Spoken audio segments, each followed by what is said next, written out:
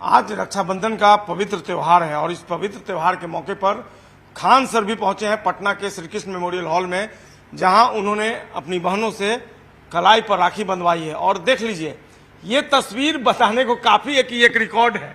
क्या खान सर? अरे 15,000 से ज्यादा राखी, मेरा हाथ नहीं उठता आज रक्षाबंधन के दिन।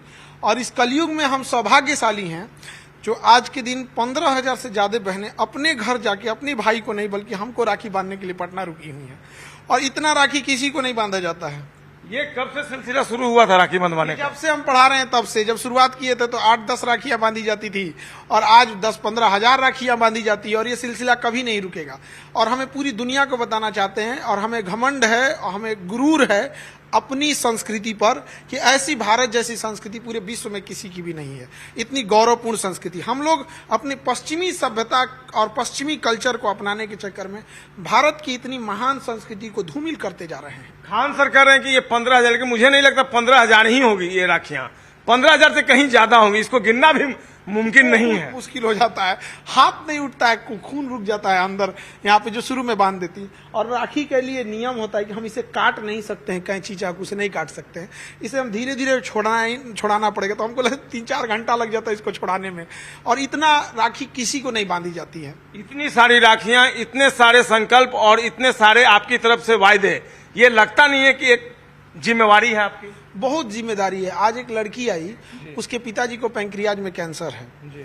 और खगड़िया की शायद रहने वाली है। तो उसका कहना है कि सर रक्षाबंधन के दिन हम आपसे एक चीज मांगना चाहते हैं। आपने डायलिसिस सेंटर खोल रहे हैं, ब्लड बैंक खोल रहे हैं, डायग्नोसिस सेंटर है आपका, जांच के लिए एक्सरे अल्ट्रासाउंड ये सब के लिए खोल ही रहे हैं। आपसे एक रिक्वेस्ट है सर, राखी के दिन मना मत कीजिए। हम क्या बताओ, तो कहे मेरे पिताजी को कैंसर है, कैंसर हॉस्पिटल खोल दीजिए।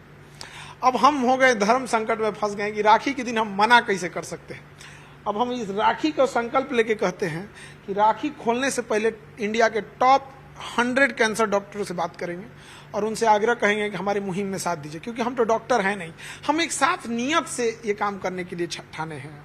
लेकिन खान सर, कहा जाता है कि मनी बिगेट्स मनी, पैसा पैसा बनाता है। लेकिन पैसा तो आपने बना लिया, लेकिन अब उसको आगे नहीं बढ़ाना चाहते, अब समाज सेवा में आप उतर जाना चाहते हैं। ऐसा नहीं है। आप किसी भी इंसान से, सड़क चलते राहगीर से पूछिएगा, क्या खान सर पैसे ज्यादा लेके पढ़ाएं? पिछले 5 सालों से हम पूरे इंडिया से लड़ रहे हैं फीस कम करने के लिए और हम उस मुहिम में लगभग 60-70% कामयाब भी हो गए हैं। आज हर शिक्षक अपना फीस डाउन कर रहा है और हमें बड़ा खुशी होती है। और ऐसे शिक्षकों लोग को हम सैल्यूट करते हैं कि हमारी मुहिम में साथ दिए। 5 साल लग गए इसमें, तो हमने कभी ज्यादा पैसे नहीं कमाए। 200, 250, 2 लाख फीस होती थी यूपीएससी की सर, 6-7 हजार रुपया पिला दिए। हमारे यहाँ एक लड़की आई थी, ज्योत्सना नाम था उसका, शादी के 17 साल बाद पढ़ाई चालू की थी। कहती सर 4,500 रुपया फीस था, अभी बीपीएससी निकाल करेंगे, पीसीएस बन गई आप। तो हमने कभी ज्यादा फीस नहीं लिया। तो सब कोई खान सर जैसा क्यों नहीं हो जाता है? अब सबकी अपनी अपनी सोच। हम लोग बड़ा तकलीफ में देखे थे, हम लोग भी नहीं कोचिंग ले पाए क्योंकि पैसे नहीं हुआ करते थे। और कुछ ऐसे टीचर थे जो कम फीस में पढ़ा देते थे, तो उनके यहाँ ले जाते थे पढ़ने के लिए। लेकिन इतना इंसानियत रहती थी कि वहां जाके हम लोग बेंच पे नहीं बैठते थे, पीछे खड़े हो जाते थे ताकि जो फीस दिया है वो बैठ के पढ़ सके। तो मानवता रहती थी। हमारे गुरु जी थे, वो बोले थे तुम्हारे अंदर ये मानवता है कि तुम्हारा हम फीस नहीं लिए हैं तो तुम खड़ा होकर पढ़ता है, बैठ जाया करो। तो हम कहे नहीं गुरुजी, पैसा नहीं है, कम से कम जो पैसा दिया है उसको तो मिलना चाहिए। तो उन्होंने कहा था कि जीवन में कभी तुमको ये मौका मिले तो समाज को तुम लौटा देना। ये खुददारी बचपन से ही है आपने। अब पैसा नहीं दिए हैं तो कम से कम नहीं ना बैठे। अब बात सब कोई ऐसा सोचता है जो आप सोचते हैं। सोचना चाहिए आप, लेकिन अपने सोचिए, गुरु जी तो हमको नहीं पैसा लिए हैं, आप हम नहीं खड़े होंगे। तो आज हमको लगता है कि समाज ने हमें बहुत प्रेम दिया है। आज भी हम ये कह सकते हैं ना, ये कोई मंत्रियों जी होंगे ना तो गांव में सब जना के यहाँ नहीं जा सकते हैं, कुछ होगा। हम गांव के किसी भी का भी दरवाजा खटखटा के कह सकते हैं कि हमारा 2 रोटी आज खिला दो, वो प्रेम से खिला देगा। यहाँ पे ये हमने कमाया है। अब लौटाने की बारी आ गई है, अब उन्हें लौटाएंगे। अब देखिए बड़ी जिम्मेदारी आ गई है। अभी ब्लड बैंक है, डायलिसिस है, बड़ा महंगा हो जाता है डायलिसिस। अब जैसे अभी हम एक ऑटो वाले से बात कर रहे थे, तो उनको ऐसे एक सवारी ज्यादा बैठाने के लिए वो लोग ऑटो में किनारे ऐसे लपक के बैठ जाते हैं, उनके केहूनी में चोट लग गया था। अब बताइए, वो ऑटो वाला है, उसको जाएगा एक्सरे कराने तो 500-600 रुपया लग जाएगा। हम अपना मशीन लगाए 30-40 रुपये में उसका एक्सरे करके भेज देंगे। तो ये स्वतः प्रेरणा का परिणाम है या फिर किसी ने इंस्पायर्ड किया आपको, माता जी ने या फिर किसी ने इंस्पायर्ड किया, खुद से सोचा आपने कि नहीं एक हॉस्पिटल खोलना है, डायलिसिस सेंटर खोलना है? इसकी प्रेरणा कहाँ से, अंदर जागृति कहाँ से आई आपको? देखिए, मेरे माता जी के पथरी था गाल ब्लेडर में और 2 साल से पथरी था और बहुत ज्यादा पथरी हो जाता है। डॉक्टर लोग जो होंगे पथरी के उनको पता होगा। और वो फटने के कगार पे आ गया था, लेकिन पैसे नहीं थे। तो हम लोग कैसे कैसे करके फिर जोड़ के इलाज कराए मम्मी का। और बड़ा अजीब होता था, कभी कभी रात में टेंशन हो जाता था कि पैसा है नहीं, कैसे इलाज कराएंगे, कैसे कभी भी कुछ हो जाए। कभी भी कुछ हो जाएगा। देखिए माँ बहुत ज़रूरी होती है। आप हम कितने भी बड़े हो जाए ना, माँ बाप की नज़र में वो माँ 5 स्टार होटल में हम बहुत रहे हैं, लेकिन जो सुकून माँ के गोद में मिलता है ना, माँ का आंचल 5 स्टार होटल फेल है उसके आगे। आप बड़ा रुलाई आता था।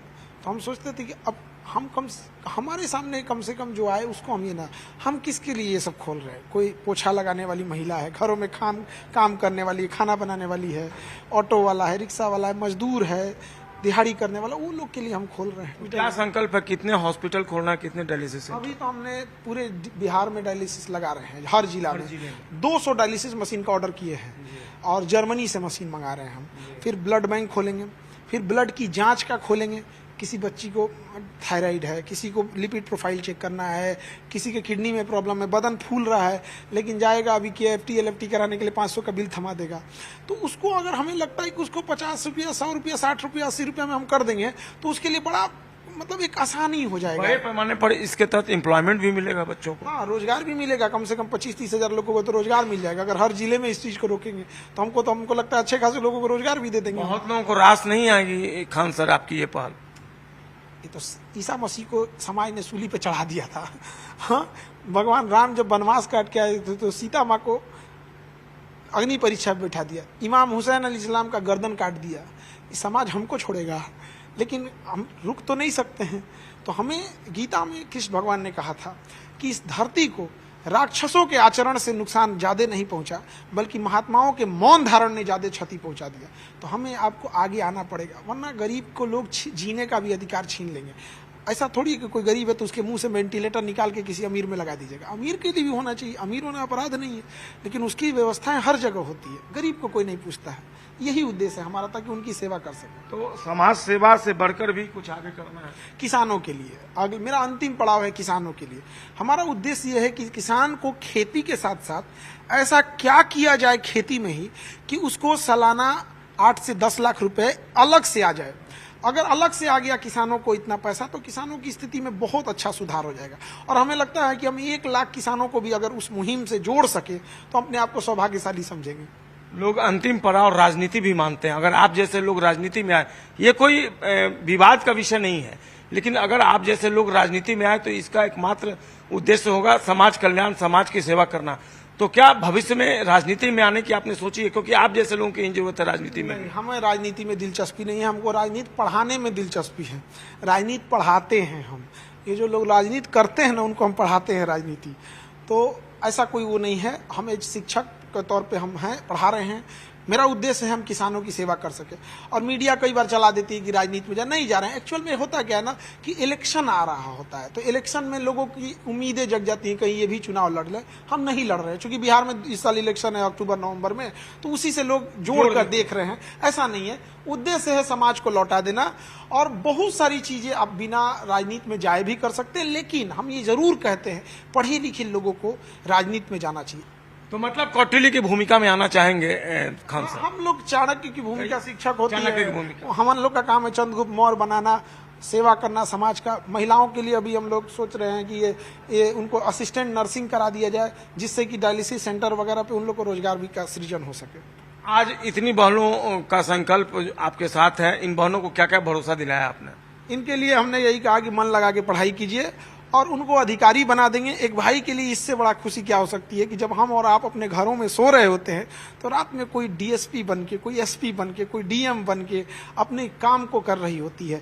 कोई फायर ब्रिगेड में है, कोई कहीं है। इससे बड़ा क्या कर सकते हैं? और जो बच्चे नहीं आ पाए और अभी भी पैसे के अभाव हैं, उनको हम कहते हैं आज के दिन में भी वो एप्लीकेशन पे ऑनलाइन जाके केवल 99 रुपए में क्रैश कोर्स पढ़ सकते हैं GS का। अब उस 99 रुपए में वो रेलवे में जाएं, SSC में जाएं, दरोगा, सचिवालय, पुलिस, जहां जाना चाहें जा सकते हैं। आज के डेट में हमें नहीं लगता है कि 99 रुपए में पूरा कोर्स मिलना मतलब एकदम ना के बराबर, वो एक सम्मान राशि है उनके लिए। फ्री में कर देंगे तो लोग उसको कहेंगे तेरा फ्री में पढ़ रहे हैं आप। सामान्य राशि के रूप में 99 रुपए, और हम इस फीस के लिए 5 साल से लड़ रहे हैं। सारे शिक्षा विभाग, कई जगह से हमारी दुश्मनी हो गई लोगों को, ये कि ये काहे लिए ना अपने कमा रहा है ना कमाने दे रहा है। तो लेकिन अब हमारी मुहिम सफल हो रही है, अब बहुत सारे शिक्षकों लोग का सहयोग मिल रहा है, वो लोग भी फीस कम कर रहे हैं।